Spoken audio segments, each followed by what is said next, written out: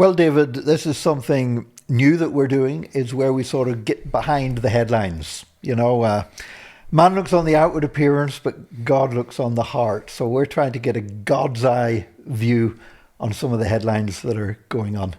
Yeah, and last time we covered some big ticket items. People found that insightful. Today we have a couple of stories, some of which are lighter in nature. Some of them are even more intense for some people. Let's kick off with why you're, in my eyes, so casual on the sofa today, Nick. And it would be wonderful if we had a bloopers reel that could show when I arrived in your face, because you had dressed up and put a decent shirt on for this, and then I turned up like this. And I'm never going to allow you to out casual me, so I went and changed. It's a good thing we're recording at my house. Okay, well look, no, I'm wearing my Arsenal shirt. One of my Arsenal shirts. I have a few, because they change them every year. But celebrating the fact, of course, I'm an Arsenal fan, and they won the league after 22 years of wait since last time they won the Premier League. But why is the EAI interested in that? Well, it goes behind that. And the story I wanted to sort of pick into a little bit more is actually the number of top footballers who are very boldly proclaiming their faith in Jesus Christ. Yeah, I saw you post a picture of a lot of them in the locker room. So it is, and it does seem like, I was chatting to someone just about this last night, it does seem that societally, being a born-again Christian or being an evangelical Christian, or whatever label you want to put on it, is a lot more culturally acceptable as an authentic, healthy way of living versus 15, 20 years ago let's just talk about Europe and Ireland, certainly seems to be the case. Yeah, because I am not a fan of this idea that, oh, look, here's a famous person. They're a Christian. That's a reason why you should be a Christian too. And I remember years ago, there was a British triple jumper, Jonathan Edwards. And he came from an evangelical family. He was named after the great Jonathan Edwards, the great revivalist in the United States. And he was Olympic gold medalist, world record holder, was very vocal about how he was a Christian. Then he lost his faith. And as we would put it, he backslid, or even probably went beyond backslid and apostatized, because, he totally turned away from his Christian faith. And I remember another Christian saying to me how devastated they were. And I said, well, do you not think there's a problem if your Christianity is strengthened by the fact that somebody can jump a long way into a sandpit? Mm-hmm. Because in the end, that has no more relevance than buying a coffee because George Clooney advertises it. Mm-hmm. And there's better coffees out there it's than lousy, Nespresso. The Nespresso thing, the little pods, I hate them. Yeah, but so I'm not a fan of saying, wow, look, here's a famous person, they're a Christian, that means you should be a Christian too. I think there's a real lack of thinking and reasoning goes into that. Mm-hmm.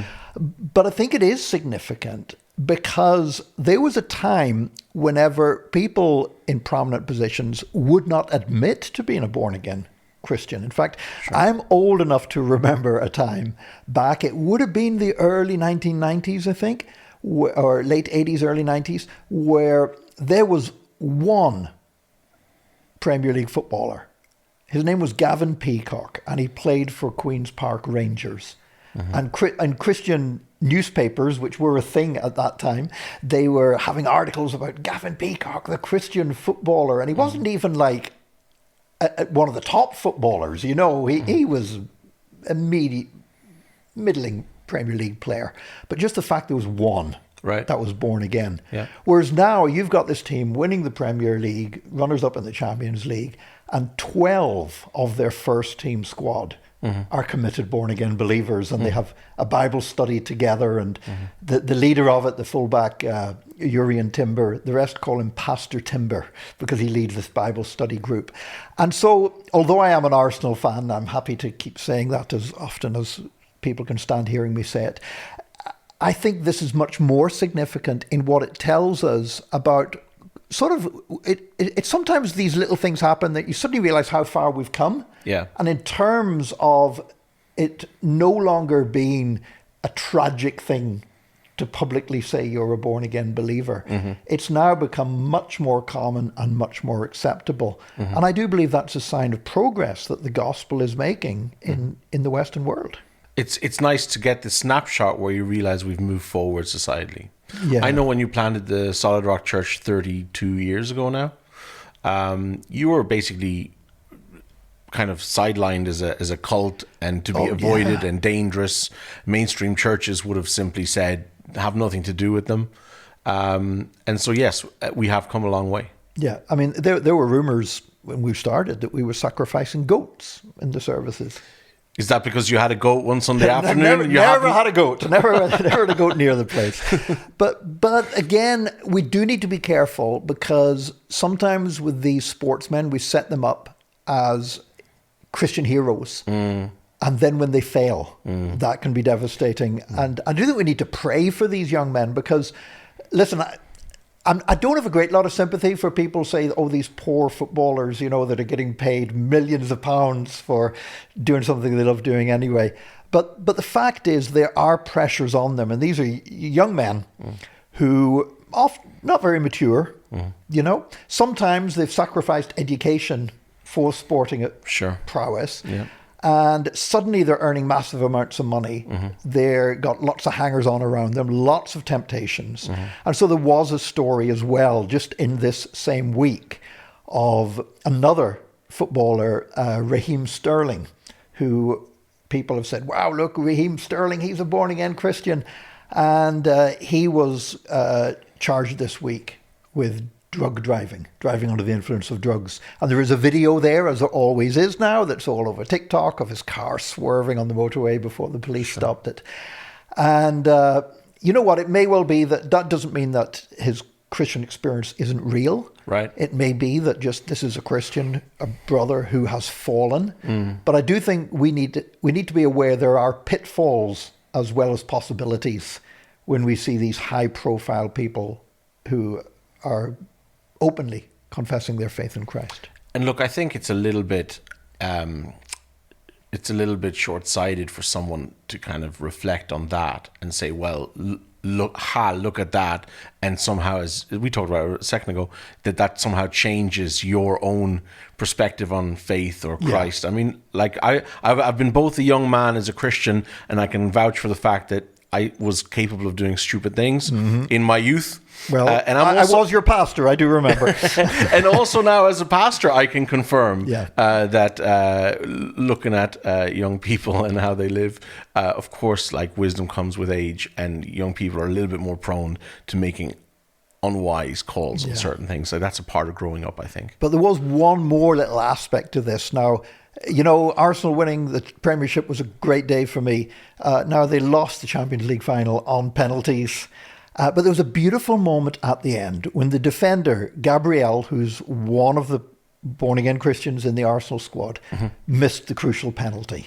And, you know, when a penalty shootout finishes, you know, one side just slumps to the ground in despair and the others are all, you know. So he's just standing there absolutely desolate at this biggest failure in his life up to that point would be how he'd be viewing it.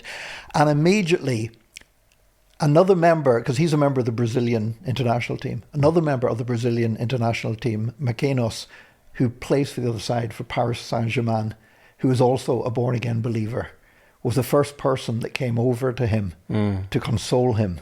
And then there was another of the Arsenal players, Gabriel Martinelli, who's another born-again believer, and another Brazilian, came over, and the three of them were embracing in the middle of the pitch. And I just thought that was a beautiful moment, because when we talk about sport, and people get so fanatical about it. Sure. And I think it was Bill Shankly, the Liverpool manager, said, football's not about life or death. It's much more important than that.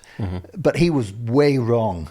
And for me, even as an Arsenal supporter who's so disappointed we just lost on a penalty shootout, I looked at those three guys embracing each other on the pitch at a time of great triumph for one, of disappointment for another, and absolute devastation for another. And I just thought, what's happening there is much more important than trophies and medals and everything else. So we got to maintain that perspective. Yeah. Support and encourage one another. Great. Well, look, some really good insight there. If we can move on, Nick. Yeah. One of the things that we wanted to talk about today is Tommy Fleming. He came out as gay, and it ended his long-term marriage. Yeah. What do you want to highlight there? Well, first of all, we have this thing in Ireland. We have celebrities that are famous in Ireland and not anywhere else. Now we do have celebrities who are famous around the world. We have our Bonos and Katie Taylor and Cillian Murphy and people like that. But then we have these celebrities who, unless you're in a particular, not just if you're in Ireland, but you're in a particular part of Irish culture, they mean nothing to you. Right. So, for example, I mean, look, I get every day I get the emails from the Irish Independent. And the only reason I'm a subscriber, the only reason I'm a subscriber is because they wrote something about me once, and the only way I could find out what they'd written about me was to subscribe. So that's how they reel in the numbers. That's how they get you. Just let's do something on him. We need another subscriber. So anyway, I mean, they talk about people because I always see the headlines and I skip past most. So I know there's somebody called Twink, but I haven't a clue if they're male or female or who they are. You know, and I've seen the name Tommy Fleming, but if you put him in a police lineup, I couldn't pick him out from 9 other guys, But anyway, apparently Tommy Fleming is a singer, and his marriage after 24 years has broken up.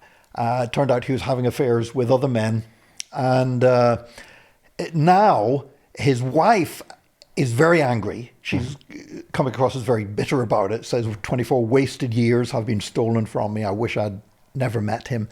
There's kids involved, obviously. But the funny thing is how the media tends to treat this. Right. That almost like for her feeling that way, some people see her as being the villain of the piece. Right. And it is a peculiar thing, is that we seem to have this point in society where if a man cheats on his wife because he wants to have affairs with other women, he is the world's worst. And I'll be honest with you, I would take that view. I think marriage vows are there to be taken seriously. Yeah. But we do seem to have this attitude. But if somebody decides that they've discovered their sexuality and they have affairs with other men, that's brave. Yeah. Rather than being a betrayal. How dare she stop him from being who he really is? Yeah. Right. Yeah. And that's a weird thing. Now, I do think we need to reaffirm the value of marriage, how special marriage is, how important marriage vows are. Because we do have people, even within politics, you get this thing, well, politicians' private lives are their own business. And I've always took the view of saying, no, your marriage vows are perhaps the most important promises you're ever going to make in your life. Right. If you can't keep those promises, why should I listen to any other promises you make when you're asking me to vote for you? So I do think the marriage vows are so important. But, I don't think discovering your sexuality is a get out of jail free card for saying, oh, my marriage vows don't matter. It's a tricky one because it's one of those things, if we were to really give this topic the light that it deserves, we would have to put in 1,001 footnotes to make sure that we're not misunderstood. And I might certainly say something that in hindsight, when I'm editing, I might just go, it's safer just to remove that. That's not what I meant. I always, put my foot in it often with these things. But I do think that, and this is the perspective of a Christian pastor and leader, I do think that there is an unhealthy emphasis societally towards the importance many place on sexuality. Yeah. It's become this elevated God with a small g almost, where it's like your sexuality is the thing, the very essence of what defines you. And I think there, when you break it down, like, isn't life really about something a lot more fundamental than your sexuality? Like whether you're female, male, whether you're attracted a male attracted to other males or a female attracted to other females or heterosexual or whatever it is, that's actually in reality quite a small piece, or should be quite a small piece of the pie of who you are, how you express yourself, how you engage with others. So it's almost like sexuality has become over prioritized. Would you agree with that? Or I would, yeah. Because of course, the Bible doesn't address sexuality. The Bible doesn't address it in the aspect of saying who you are attracted to this kind of person or you are attracted to that kind of person. The Bible does not actually address that. The Bible addresses our behavior. Mm-hmm. And there are all kinds of unacceptable behavior before God. Mm-hmm. That go far beyond the rigid things of saying somebody is heterosexual or someone is homosexual. And so what your attractions are is not the issue. The issue is that sexual relations are done in a way that is consistent with our identity as children of the living God. Mm-hmm. And I do remember way back in 2015 during the marriage referendum, I went out for coffee with one of the most vocal voices for introducing gay marriage, a journalist. And over coffee, we had a great time, actually, really. Mm-hmm. But he did say to me at one point, he says, what you need to understand, he said that being gay is my identity, just like being heterosexual is your identity. And I said, hang on, Brian. I said, my identity isn't that I'm a heterosexual. Mm-hmm. I said, I'm a Janus sexual. Explain that, Nick. Okay. That. I've heard you say it before, so I know where you're going with this. It does need explanation, though, doesn't it? Because I married Janice. I made vows to her, back in 1986. 40, just next week, it'll be 40 years. Congratulations. Thank you. And I made vows to her. And once I made those vows, the only valid sexual expression for me is with Janice. Mm-hmm. So my identity is not in being heterosexual. Mm-hmm. And I think that is looking for identity in the wrong places. And certainly, I think the big story behind this for us as Christians is that our identity is not in our sexuality. Our identity is in who we belong to, and that's Jesus. Totally. And it's looking and seeing that there's so many different types of people in so many different contexts. There's people who, because of abuse, stay completely clear of any sexual interaction. Yeah.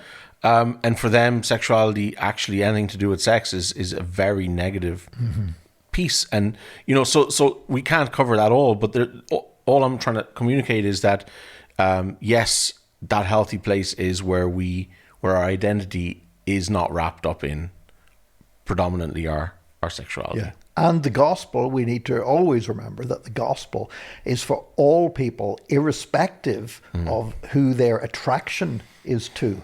Mm-hmm. Now, again, our behavior needs to be aligned then with God's plans and God's purposes. But the fact of who we might be attracted to in the first place, Jesus died for all of us, and we come to Christ first. And then we say, okay, these are my feelings, these are my impulses. Now, how can I live out my life in a way that is obedient to God and His Word and is still fulfilling living my life as a Christian? Well, moving on, Nick, because we're not going to exhaust that conversation in one sitting. But now we're going to talk about something that you have more experience about than homosexuality. Certainly. So you wanted to talk about electric cars. Yes. They're quite topical. They are topical. Christians, well, if you're an American Republican, up to a certain time, you probably slated them and you wanted gasoline in your car. Yeah. Now that Trump and Musk are somehow aligned, there seems to be a Republican push towards EVs. That's not the angle we're taking. But then there is, I suppose, in our own space, there is Christians that are very environment conscious, and would have always wanted an electric car in order to save the planet, one trip to Tesco at a time.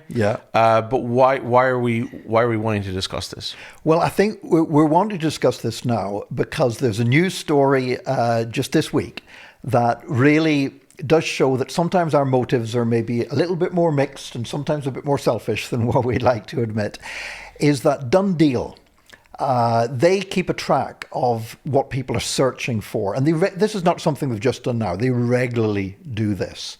And for the first time ever, more people are looking for electric cars on Done Deal than any other kind of car. It used to be that diesel cars were king on Done Deal. And I'm one of these people who's still driving a diesel that I've been driving for the last 10 years. But diesel cars used to be number one. Now, apparently on Done Deal, the most popular search is for electric cars, then for hybrids, then for petrol, and finally for the dirty diesels. Now, it's not that during the last 6 months, everybody in Ireland has suddenly become really conscious about the environment. But it's got a lot more to do with what's been happening out in the Middle East and the oil prices going through the roof and diesel prices going through the roof. So for economic reasons now, people are looking more to electric cars. So, you know, you've got people who would have based their views on electric cars on political ideology. And as you've said, that can change so quickly. Other people are genuinely concerned about the environment.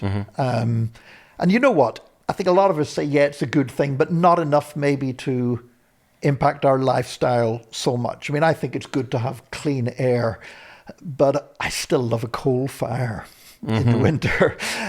But then the third reason is as often economic self-interest. Sure. And that's probably what's driving this now. And I think we need to recognize that there's a with anything, and that even impacts on whenever we are sharing the gospel with people, when we're talking about our faith. There's different reasons why people, Christianity is good for society. Yes, the love of Jesus should compel us and draw us that we're really, because of what he did for us on the cross, this is the rightful response.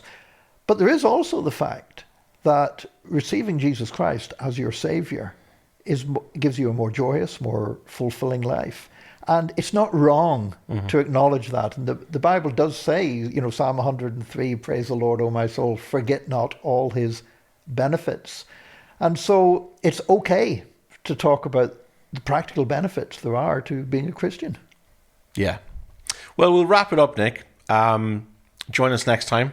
Yeah. Subscribe to our YouTube channel. That's where we put a lot of our content out.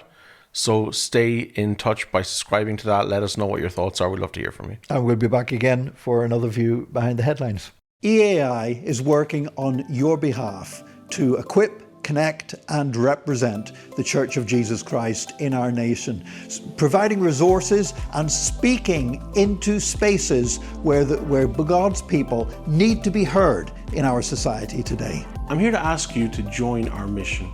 We're looking for 1,000 people who will commit to giving just a pinch more than the price of a cup of coffee per month. By using this QR code, you can sign up to support the work of EAI with just €5 per month.